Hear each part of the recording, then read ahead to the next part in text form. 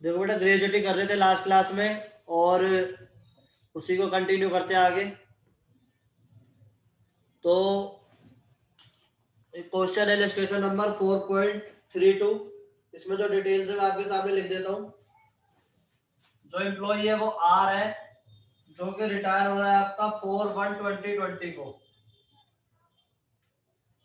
यानी उसकी date of retirement है ये 4/1/2020। और इसके बाद दे रखा है कि उसने जो काम किया है, ड्यूरेशन जो है उसका 16 ईयर्स एंड 11 मंथ्स है, यानी 16 साल 11 महीने उसने काम किया है। उसके बाद क्वेश्चन में बोल रहा है बेटा, eight the time of retirement, retirement के टाइम पे उसकी बेसिक सैलरी जो थी वो 44,000 थी, और डीएनएस अलाउंस जो था वो 8,000 पर मंथ है। सैलरी 44,000 पर मंथ और डीएनएस अलाउंस 8,000 पर मंथ। इसके बाद इसे जो ग्रेजुएटी रिसीव हो रही है वो हो रही है बेटा 6 लाख, 6 लाख।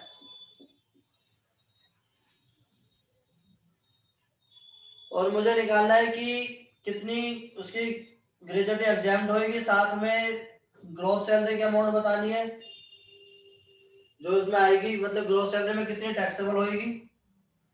और साफ साफ लिखा हुआ है क्वेश्चन के अंदर कि वो कवर्ड है ग्रेजुएटी एक्ट के अंदर। He is covered under gratuity act 1972।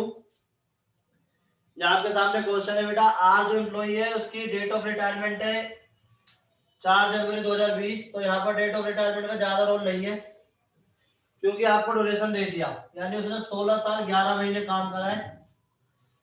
अगर यहाँ पर ठीक है डेट ऑफ ज्वाइनिंग होती है, डेट ऑफ रिटायरमेंट होती है, तो फिर जो गैप बनता वो हमें निकालना पड़ता। बट यहाँ पे सीधा सीधा टाइम दे दिया तो प्रॉब्लम नहीं है। इसके बाद बेसिक सैलरी दे रखी है, डीएनएस अलाउंस दे रखा है, ग्रेजुएट रिसीव दे रखी है। तो इसका जब हम सॉल्यूशन करेंगे तो हमें निकालना है solution of taxable amount of gratuity.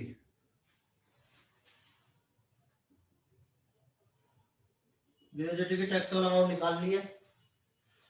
और आपको अगर लो याद हो थोड़ा सा, जो हमने पिछली क्लास में किया था, तो क्या था वो, लीस्ट ऑफ द फॉलोइंग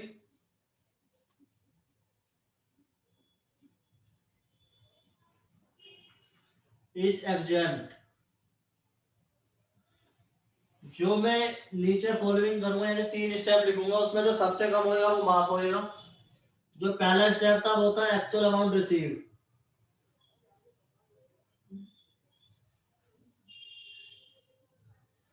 तो एक्चुअली जो आपका अमाउंट रिसीव हो रहा है वो हो रहा है बेटा ग्रेजुएटी का 6 लाख। इसके बाद दूसरा पॉइंट था आपका 15/26 into basic salary plus DNS allowance into number of service years, यानी उसने 16 साल 11 महीने काम करा है। तो जो पार्ट ऑफ द ईयर है वो मोर देन 6 मंथ है। मैंने आपको पिछले क्लास में बताया था कि यदि part of the year more than 6 month होता है तो उसे पूरा 1 साल ट्रीट करना है, यानी 16 साल और 1 साल इसका हो गया तो 17 साल उसने काम करा है। ठीक है बेटा, तो इसका आप सॉल्व करोगे तो 5,10,000 आएगा। और इसके बाद लास्ट था मैक्सिमम लिमिट,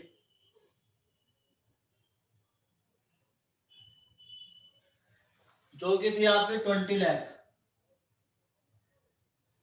तो अगर आप तीनों में देखोगे तो तीनों में जो सबसे कम है वो मेरे को 5,10,000 दिख रहा है। तो आपका जो एग्जाम्प्ट होगा वो अमाउंट होगी बेटा 5,10,000 और टैक्सेबल होगा 90,000। 6 लाख में से 5,10,000 माफ हो गया, तो बची हुई अमाउंट आपकी टैक्सेबल होगी। ये हमारा क्वेश्चन है। इलस्ट्रेशन नंबर 4.32 है आपकी बुक में इस साल। तो जिन बच्चों के पास बुक है वो देख सकता है 4.32। क्वेश्चन में नंबर जो है 4.32 है और पेज नंबर 77। हम जो बुक यूज कर रहे हैं वो है आपकी डॉक्टर गिरीश आहूजा।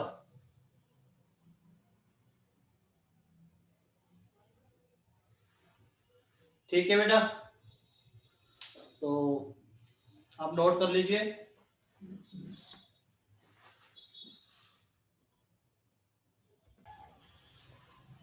देखिए बेटा, आगे बढ़ते हैं और इसके बाद हम करते हैं इलस्ट्रेशन नंबर 4.33। जो क्वेश्चन आपसे क्या बोल रहा है देखते हैं। इलस्ट्रेशन में यहाँ लिख देता हूँ, इधर फिर क्वेश्चन कर दूंगा। 4.33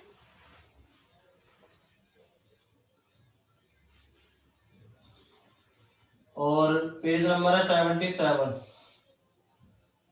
ठीक है बेटा, एक सेकंड रुकिए। सर मैंने ध्यान नहीं दिया, निशा को भेजना था, उसने भेजा। मैंने ऑल पे कर दिया। सुनो भाई बेटा, 4.33 पेज नंबर 77। क्वेश्चन जो बोल रहा है ध्यान से समझना। आपको क्वेश्चन के अंदर डेट ऑफ ज्वाइनिंग दे रखी है। डेट ऑफ ज्वाइनिंग गिवन है आपको 1 जून 2001। इसके बाद डेट ऑफ रिटायरमेंट भी दे रखी है जो कि गिवन है 17/11/2020, सॉरी 19। अब आप मेरे को ये कैलकुलेट करके बताइए कितने साल उसने काम करा, कितने महीने काम करा। इसके बाद बोल रहा है कि रिटायरमेंट के टाइम पे उसे ग्रेजुएटी तो रिसीव हुई। Gratuity receive 21,20,000। बेसिक सैलरी है उसकी 140 और डीएनएस अलाउंस है 70,000, जिसमें 60% फॉर्मिंग पार्ट है।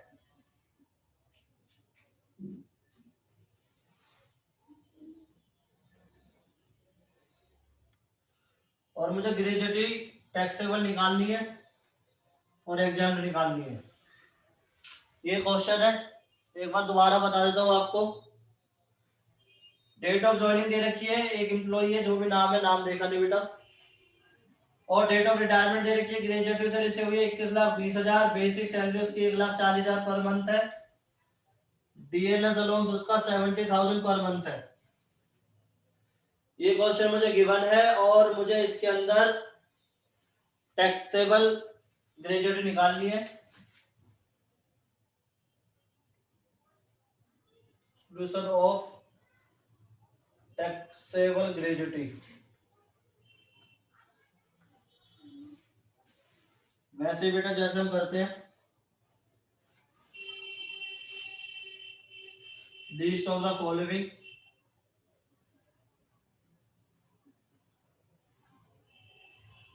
इज एग्जाम्ड, जिसमें पहला पॉइंट है आपका एक्चुअल अमाउंट रिसीव कितनी है 21,20,000, जो आपको एक्चुअल में रिसीव हुआ है 21,20,000। आप मेरा टाइम निकाल के बता दीजिए कि कितने साल उसने काम करा है मैसेज के अंदर। आप इसे कैलकुलेट कर लीजिए और मैसेज में मुझे बताइए कितने साल, कितने महीने, कितने दिन उसने काम करा है। दूसरा पॉइंट होता है बेटा इसका 15/26, क्योंकि क्वेश्चन में गिवन है कि वो कवर्ड वाला है, तो कवर्ड वाला रूल लगाएंगे। यहाँ आएगा बेटा 140 प्लस 70,000 इंटू कितने साल काम करा है। ये बच्चे का मैसेज आया 18 ईयर्स 5 मंथ्स, 18 साल 5 महीने। देखते हैं बेटा, अभी मैक्सिमम लिमिट है आपकी 20 लाख। और भी मैसेज आए, एक बार देख लेते हैं किसका क्या क्या आया है। एक ही का आया 18 साल 5 महीने काम करा है। तो देखते हैं बेटा 18 साल 5 महीने कैसे निकला है। देखिए इसका निकालने का तरीका है, आप 2019 में रिटायर हुए हो, 11 मंथ से शायद 11 महीने और 17 तारीख को उल्टा लिखना है जैसे, और ये वाला तो लिखना है आपको 2001 6 और फर्स्ट, यानी 16 दिन 5 महीने 18 साल। 18 साल 5 महीने 16 दिन काम करा है उसने। ठीक है बेटा, तो इसका मतलब 18 साल हम लेंगे, क्योंकि मोर देन 6 मंथ ये नहीं है, लेस देन 6 मंथ है तो इग्नोर कर दिया जाएगा। अब इसको आप सॉल्व करोगे, एक बार आप सॉल्व कर लीजिए कैलकुलेटर पे क्या आ रहा है।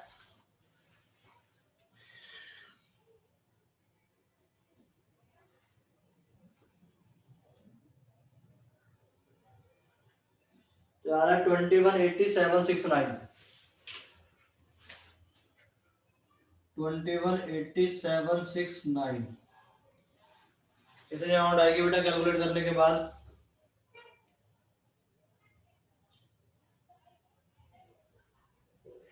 और अगर आप देखोगे तो इसमें सबसे कम जो है वो है आपका, अब 20 लाख है तो 20 लाख आपका माफ हो जाएगा, और जो टैक्सेबल अमाउंट आएगी वो आएगी आपकी 1,20,000। तो आपकी कवर वाली बेटा मैंने 2 क्वेश्चन करवा दिए, और अब हम बात करेंगे नॉट कवर्ड वाले कॉन्सेप्ट की। तो पहले आप इसे कॉपी कर लीजिए, फिर हम बात करते हैं नॉन कवर्ड वाले कॉन्सेप्ट की। ठीक है बेटा,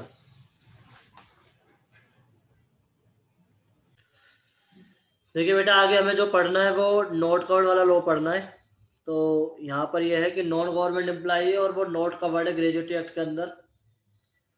तो उसका क्या होगा, ये थोड़ा से पुराने नोट्स है तो इसलिए इसमें मैक्सिमम लिमिट 10 लाख है, बट अब मैक्सिमम लिमिट 20 लाख हो गई है।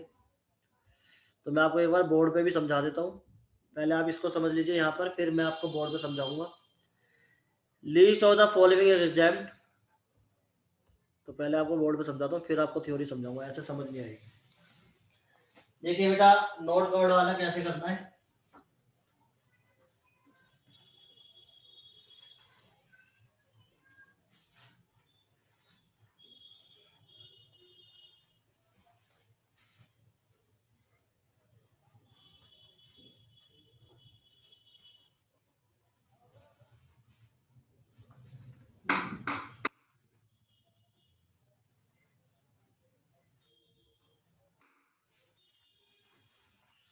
आपको करना है non government employ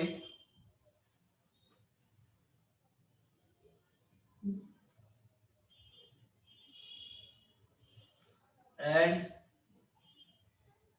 he is not covered under Gratuity Act 1972।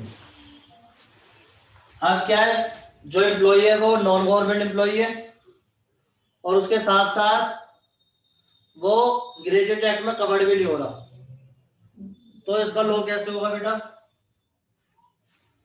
समझने की कोशिश करते हैं। और मैंने आपको पिछली क्लास में बताया था कि मैक्सिमम चांसेस होते हैं कि ये वाला पेपर में आए। अगर इसका क्वेश्चन आता है तो list of the following is examined, वैसे हमें निकालनी है जैसे हम पिछले में सीखे, बट यहाँ पे थोड़ा सा कैलकुलेशन का पॉइंट बदल जाता है। पहला पॉइंट सेम है, actual amount receive.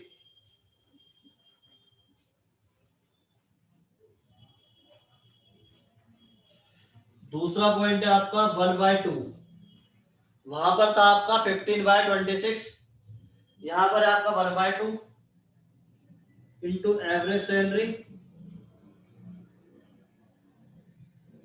Into completed years of service.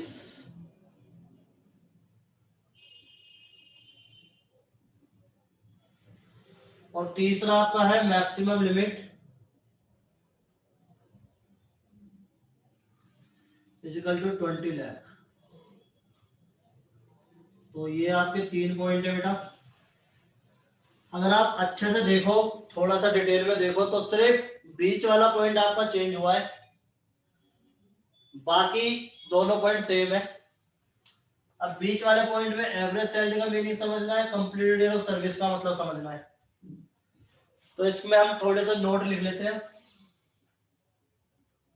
Note. ठीक है बेटा, तो नोट में आपके साथ शेयर कर रहा हूँ क्योंकि यहाँ पर स्पेस कम है थोड़ा सा, तो वहां से आप लिख लीजिए प्लीज। देखिए क्या है नोट्स में। पहला है आपका एवरेज सैलरी। एवरेज सैलरी का मतलब है average salary of last 10 month salary immediately proceeding the month of retirement. इसका मतलब ये है कि बेटा आपको जिस महीने वो रिटायर हो रहा है उस महीने को छोड़कर उससे पिछले 10 महीने की एवरेज लेनी है, उससे पिछले 10 महीने की एवरेज सैलरी लेनी है।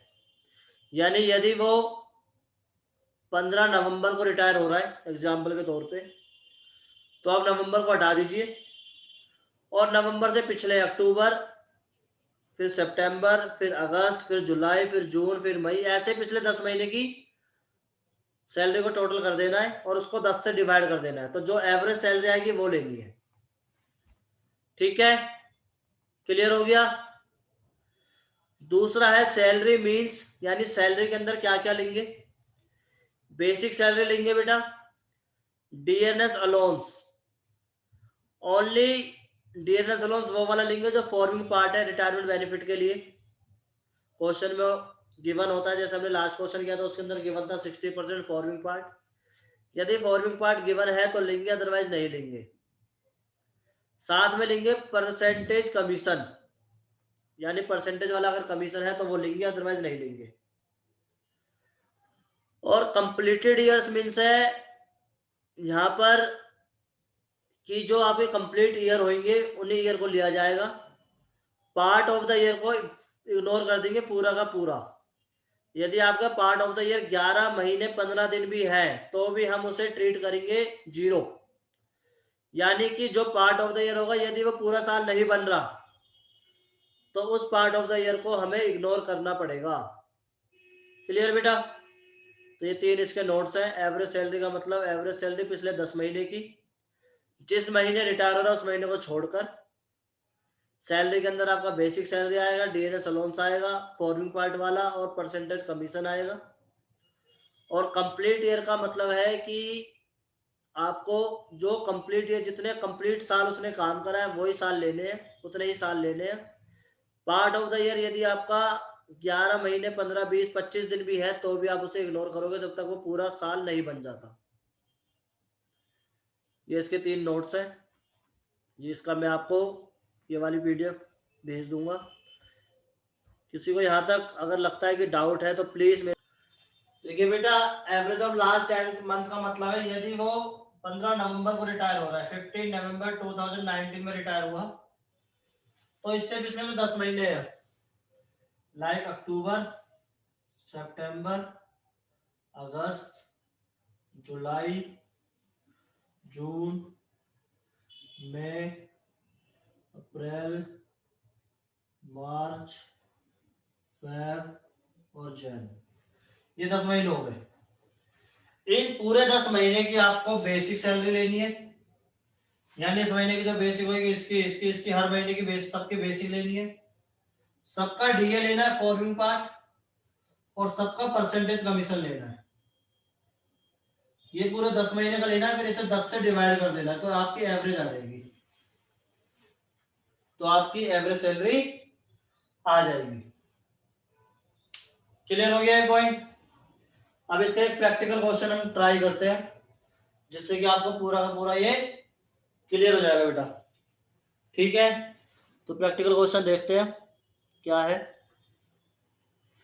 अरे दूसरा बात,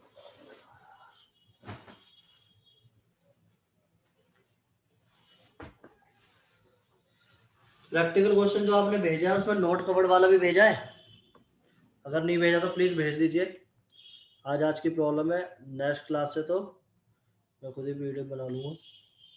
इसमें नहीं है बेटा तो प्लीज इससे जो अगला पेज है भेजा है, निखिल ने भेजा है, काजल ने, निखिल ने भेजा है, निखिल का वाला जो पॉइंट है उसमें एक 4.34 क्वेश्चन है जो है वो मैं आपको नहीं कराने वाला।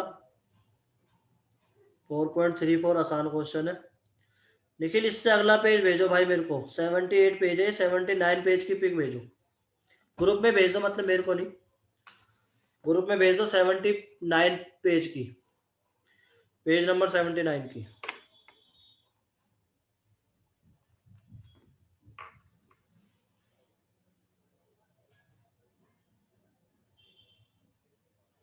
कोई भी भेज सकता है जिसपे बुक है। 3-4 बच्चे हैं यहाँ पर, जैसे अंकिता हो गई। सर कौन सी भेजनी है? 79।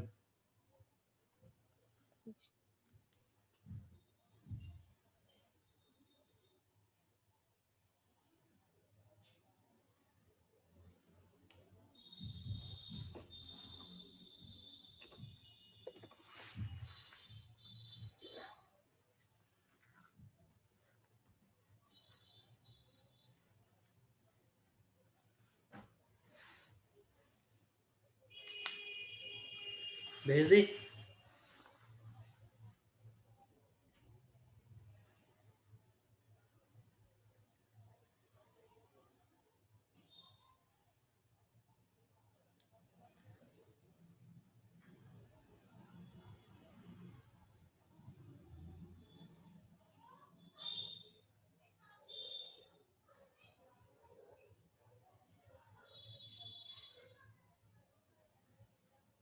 इसके आगे के भेजना 80 की।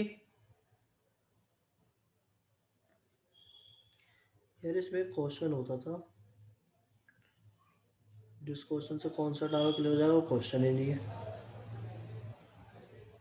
हटा दिया क्या इसका?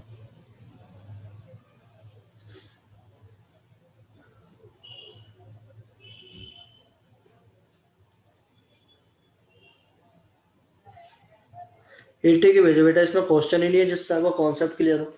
14.14 तो आसान है, वो तो उसका कॉन्सेप्ट क्लियर नहीं होगा।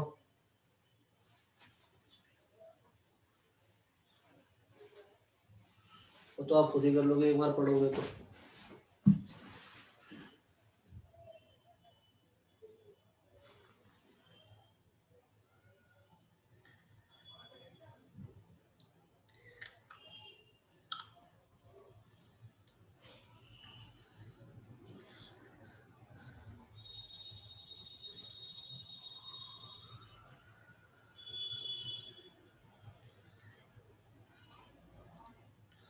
इसमें यार क्वेश्चन है नहीं, मैं खुद ही क्वेश्चन बना के करवा रहा हूँ आपको। सर भेजिए एक बार देखना।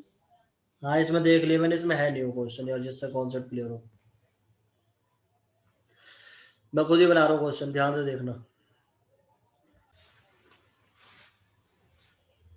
ठीक है बेटा, ये एग्जाम्पल है जिसमें मिस्टर आर एक एम्प्लॉय है जिसकी बेसिक सैलरी 50,000 रुपये महीने की है रिटायरमेंट के टाइम पे। डीएनएस अलाउंस जो है 20% बेसिक सैलरी का, जिसके अंदर 60% फॉर्मिंग पार्ट है। ग्रेजुएटी जो रिसीव हो रही है वो 12 लाख रुपए रिसीव हो रही है, 12 लाख। और डेट ऑफ रिटायरमेंट दे रखी है आपको 15 नवंबर 2019। इसके बाद क्वेश्चन ये भी बोल रहा है कि जो इसकी बेसिक सैलरी है ये 5,000 रुपये बढ़ी है 1 अप्रैल 2019 से। और डेट ऑफ ज्वाइनिंग जो है वो, इसने जो कंपनी ज्वाइन की थी वो की थी 1 अप्रैल 1999 में। तो आपको इसमें टैक्सेबल ग्रेजुएटी की अमाउंट निकालनी है और एग्जाम्प्ट ग्रेजुएटी की अमाउंट निकालनी है।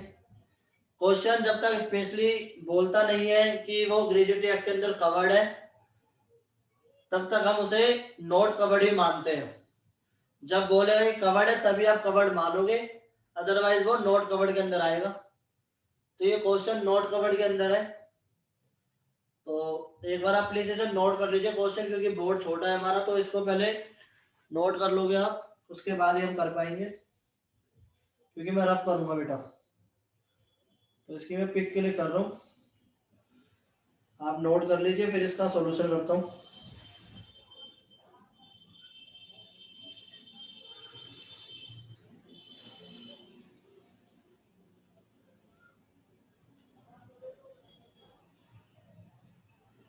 एक सेकंड रुकिए।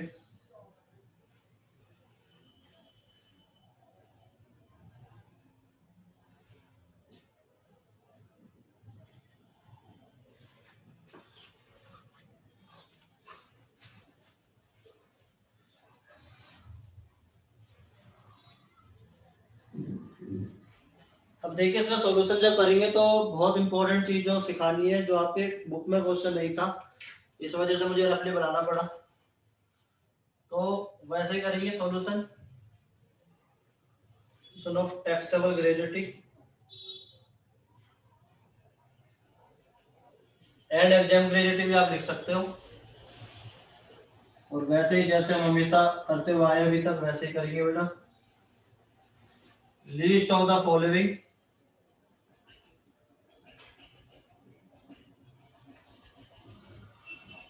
Is examined. तो अभी मैंने आपको रूल बताया था इसका कि जो सबसे कम होएगा वो माफ होएगा, जिसमें पहला पॉइंट था एक्चुअल अमाउंट रिसीव।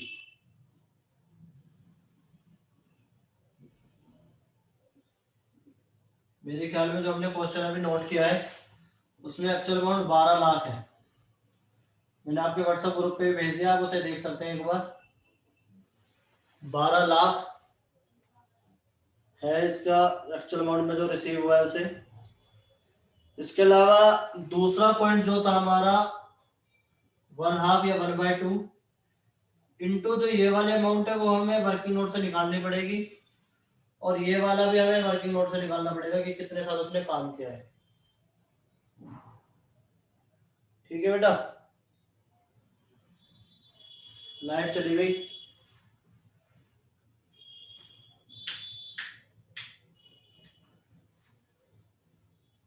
दिख रहा है? नहीं। नहीं नहीं दिख रहा। सर दिख रहा है थोड़ा बहुत तो। काम चलाओगे, मैं इसकी पिक भेज दूंगा, सर, नहीं दिख रहा है। है ना? क्वेश्चन कर लो फिर पिक भेज दूंगा इसकी।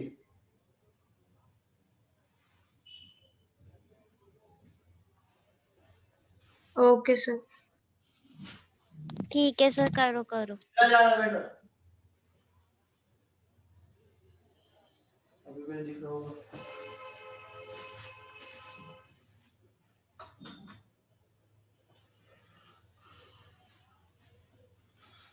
गड़बड़ हो गई। Okay sir.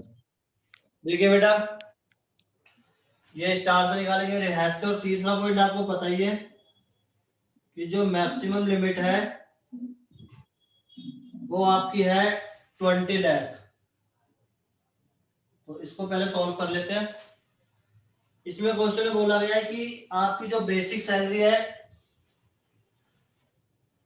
पहले स्टार निकालते हैं हम, तो आपकी 10 महीने की सैलरी आएगी। तो अगर आप देखो तो मैंने आपको अभी बताया था, पहले तो बेसिक सैलरी लेनी है। बेसिक सैलरी आपको क्वेश्चन में गिवन है 50,000 रुपए at the time of retirement. तो बेटा अगर आप ध्यान से देखो तो ये मैं आपके सामने छोटा सा ग्राफ बना रहा हूं, ये है मेरा ग्राफ, और ये 15 नवंबर को, यानी ये 15 नवंबर डेट ऑफ रिटायरमेंट है। तो हम जो इसकी सैलरी लेंगे वो 31 अक्टूबर से लेंगे। हम जो इसकी सैलरी लेंगे वो 31 अक्टूबर से लेंगे, और 31 अक्टूबर से पिछले 10 महीने लेंगे तो 1 जनवरी तक आएगी। अब प्रॉब्लम यह है कि इसका बीच में इंक्रीमेंट हो गया था, जो डेट है 1 अप्रैल। यही बोल रहा है बेटा क्वेश्चन, है ना Nikhil? Yes yes sir. Sir. अब यहाँ पर जो सैलरी है, यहाँ पर तो इसकी सैलरी 50,000 है, बट यहाँ पर इसकी सैलरी इससे पहले 45,000 होगी। क्वेश्चन में ऐसा बोला गया है कि जो इसकी सैलरी थी रिटायरमेंट के टाइम पे वो 50,000 थी, यानी इसका इंक्रीमेंट अप्रैल में अगर हुआ है तो इससे इसकी पहले सैलरी 45,000 होगी। क्लियर? तो ये वाले जो महीने हैं, ये वाला जो पार्ट है, ये टोटल आपके मेरे हिसाब से मंथ बन रहे 7। तो 7 महीने तो उसकी 50,000 होगी, और 45,000 रुपए उसने 3 महीने निकाले होंगे। यही होगा ना? ठीक है? Yes sir. अब इतनी सैलरी तो उसकी बेसिक आएगी बेटा, ये मैंने रफ कर दिया क्योंकि स्पेस नहीं है। तो अगर आप इसको सॉल्व करोगे तो 4,85,000 आएगा, और साथ में डीए डीए में क्वेश्चन में बोला गया 4,85,000 जो आपकी बेसिक सैलरी है उसका 20% है और फिर इसका भी 60% ऐसे ही बोला है ना। Yes sir. तो इसका अगर आप निकालोगे तो अकॉर्डिंग टू मी 48,500, 48,96, 97, 48,57, 58,200 आना चाहिए। एक बार आप प्लीज कैलकुलेटर पे कैलकुलेट करके बता दीजिए करेक्ट है या नहीं है।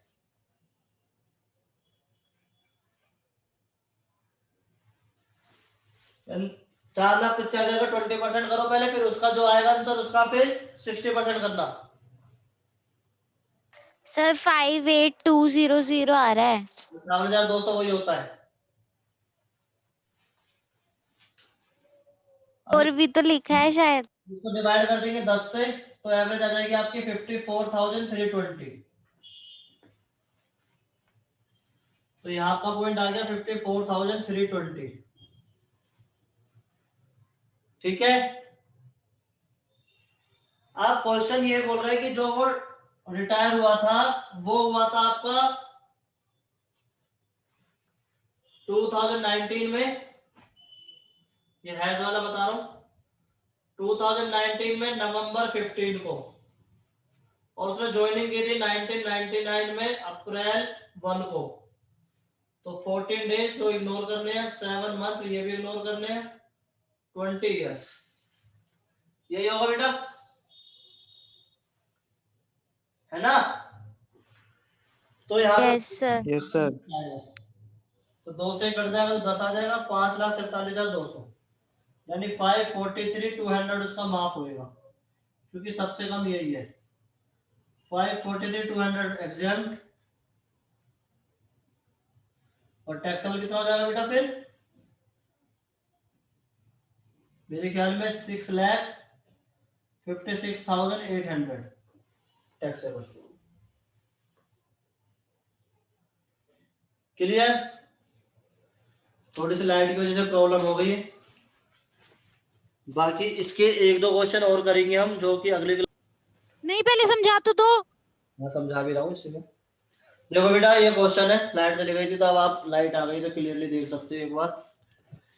अब इसमें प्रॉब्लम जो आ रही है वो ये आ रही है कि आपने एवरेज सैलरी कैसे निकाली। जो ये 54,320 है ये कैसे आया, प्रॉब्लम ये है। बाकी मेरे ख्याल में ये 20 साल तो समझ आ गया होगा, इसमें तो कोई प्रॉब्लम है नहीं। तो आप इसे एक बार कॉपी कर लीजिए, स्क्रीनशॉट ले लीजिए। बाकी मैं आपको बेसिक सैलरी ये कैसे निकली है, एवरेज सैलरी वो आपको बताता हूँ कैसे निकली है। दोबारा से देख लीजिए एवरेज सैलरी का, क्योंकि लाइट चली गई तो वैसे कम समझ आया होगा क्योंकि क्लियर नहीं आ रहा था।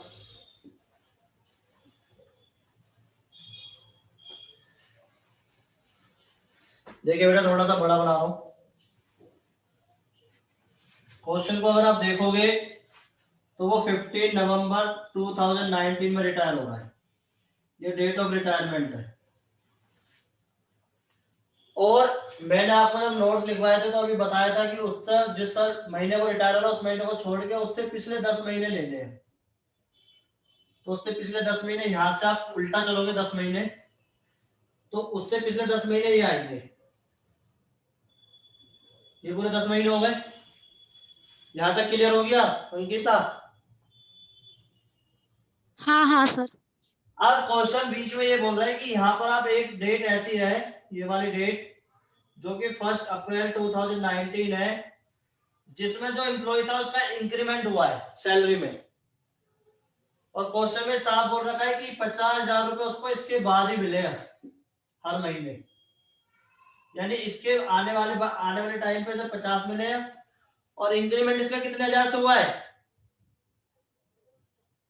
5,000 से। तो इससे पहले कितने मिल रहे होंगे, 45,000।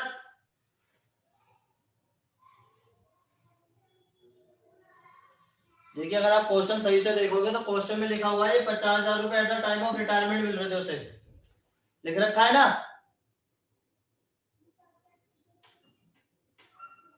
ठीक है। अब अगर आप इसकी बेसिक सैलरी देखो पिछले 10 महीने में क्या मिली है, तो ये वाली सैलरी जो मिली है उसे 3 महीने मिली है और ये वाली सैलरी से 7 महीने मिली है। अप्रैल से लेकर यहाँ तक 50 मिले और इससे पहले इसे 45 मिल रहे थे। तो जो 45,000 रुपए मिले हैं उसे वो सिर्फ 3 महीने मिले हैं और फिर आगे वाले 7 महीने से 50,000 मिले हैं। तो टोटल उसे 4,85,000 रुपए मिले हैं 10 महीने में। इतनी बात क्लियर? Yes sir. इसके बाद क्वेश्चन बोल रहा है जो डीएनएस अलाउंस मिला है, जो डीएनएस अलाउंस मिला है वो है आपका बेसिक सैलरी का 20% और फिर इसका भी 60%, जो कि आपका 58,200 आ रहा था, हमने कैलकुलेट किया था 58,200। तो इसका मतलब 543,200 आया था, है ना? क्लियर हो गया?